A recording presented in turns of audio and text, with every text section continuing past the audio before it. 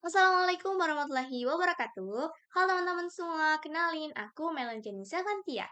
Aku merupakan mahasiswa aktif dari Universitas Aisyah Yogyakarta, Fakultas Sains dan Teknologi, Program Studi Bioteknologi. Nah, nomor induk mahasiswa aku adalah 2311201006. Nah, pada video kali ini aku bakal ngebahas mengenai salah satu mata kuliah yang ada di program studi bioteknologi, yakni mata kuliah biologi molekuler. Nah, for your information ya teman-teman, video kali ini aku tujukan untuk menyelesaikan tugas biologi molekuler dengan dosen pengampu yakni Ibu Anissa Humaira. Nah, oke. Jadi, pada video kali ini aku akan ngebahas mengenai apa ya? Mari kita lihat. Tada! Jadi pada video kali ini aku bakal membahas mengenai regulasi ekspresi gen pada protein caspase 8 yang berperan pada jalur apoptosis.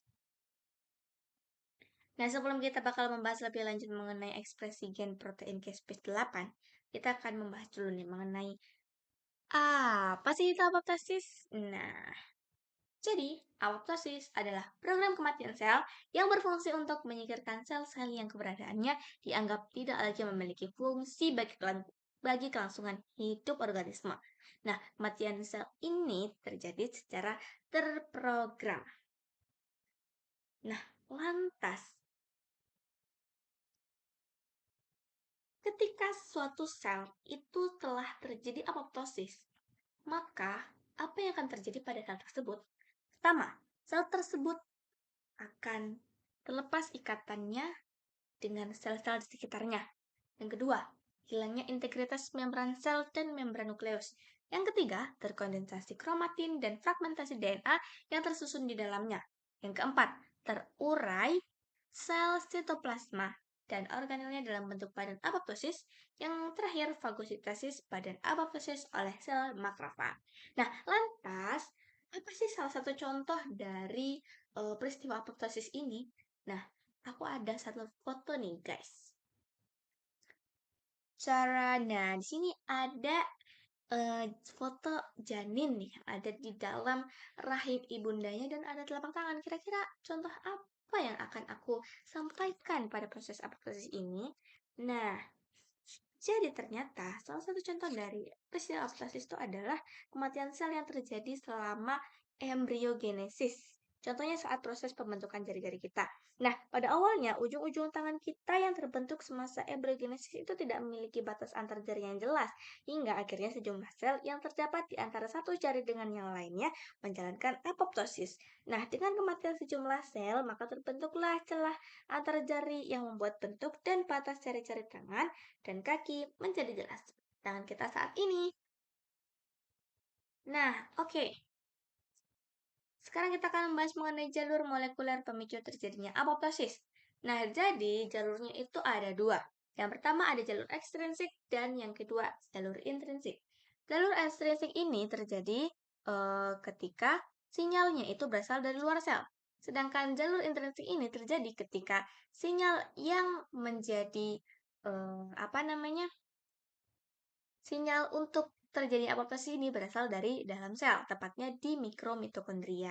Nah, namun pada kesempatan kali ini kita akan membahas mengenai jalur intrinsiknya saja.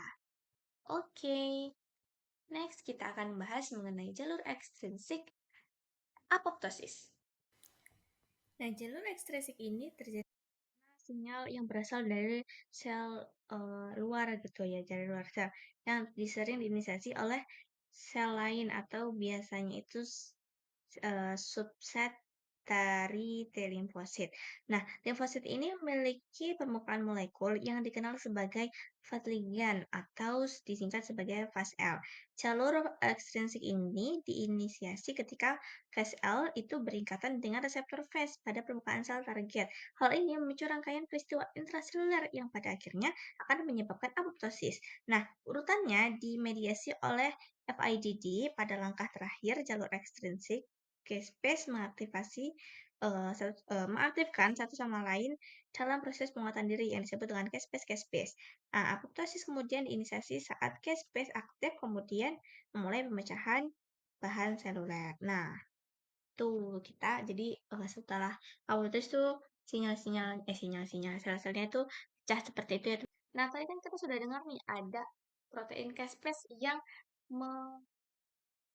apa namanya? Yang terjadi atau yang ini protein caspase ini itu dia berfungsi dalam proses apoptosis itu. Nah, lantas apa sih caspase itu? Nah, caspase itu adalah keluarga dari endoprotease yang menyediakan tautan penting dalam jaringan pengatur sel yang mengendalikan peradangan dan kematian sel. Nah, aktivasi enzim-enzim ini dikontrol ketat oleh produksinya sebagai zymogen tidak aktif yang memperoleh aktivitas katalitik setelah peristiwa pensinyalan yang mendorong agregasinya menjadi dimer atau kompleks makromolekul. Nah, aktivasi caspase apoptosis menghasilkan inaktivasi atau aktivasi substrat dan pembentukan serangkaian peristiwa pensinyalan yang memungkinkan penghancuran komponen seluler terkendali. Nah, yang akan kita bahas kali ini adalah mengenai caspase 8, teman-teman. Nah, caspase 8 ini merupakan sebuah inisiator caspase dalam jalur apoptotik ekstrinsik yang mendorong apoptosis melalui pemrosesan tertelitik dan aktivasi eksekutor caspase 3. Nah, kita akan membahas mengenai transkripsi protein caspase-nya. Oke, di sini hal pertama ketika transkripsi dari si caspase 8 ini adalah yakni dengan aktivasi promotor. Nah, gen caspase 8 ini terletak pada kromosom 2 yang memiliki daerah promotor yang penting untuk mulai transkripsi. Berbagai faktor transkripsinya yaitu seperti ini. Ada NK, KB, AP1, dan SP1. Nah, kemudian dapat mengikat ke tempat-tempat tertentu di daerah promotor. Nah, jadi ini promotornya di sini. Kemudian nanti setelah itu akan datang si RNA polimerase 2. RNA polimerase 2 di sini.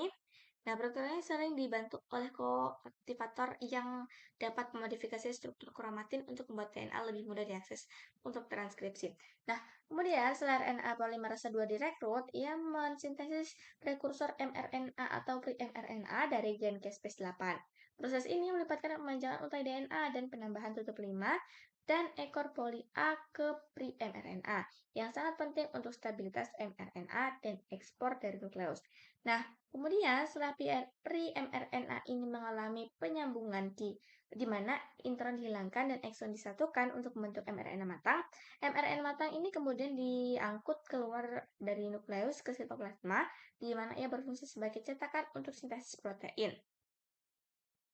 Nah, kemudian kadar mRNA caspase 8 ini dapat diatur pasca transkripsi oleh mikroRNA yang mengikat mRNA-nya yang mempengaruhi stabilitas dan efisiensi translasinya.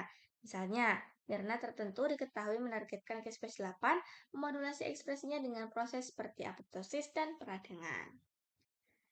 Nah, ekspresi dari caspase 8 pada proses apoptosis ini yakni dengan mempengaruhi proses apoptosis dengan mengaktifkan aktivitas caspase efektor hilir, khususnya caspase 3, yang penting untuk melaksanakan program apoptosis di dalam sel.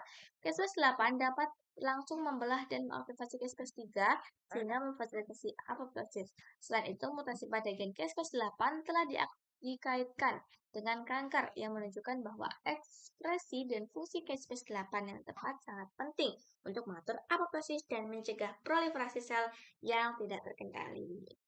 Baiklah, mungkin itu saja yang kita bahas mengenai ekspresi gen dari protein caspase 8 pada jalur apoptosis ini. Mungkin jika ada kesalahan saya mohon maaf. Terima kasih. Assalamualaikum warahmatullahi wabarakatuh. Bye-bye guys. Semoga dapat nilai yang memuaskan. Love you.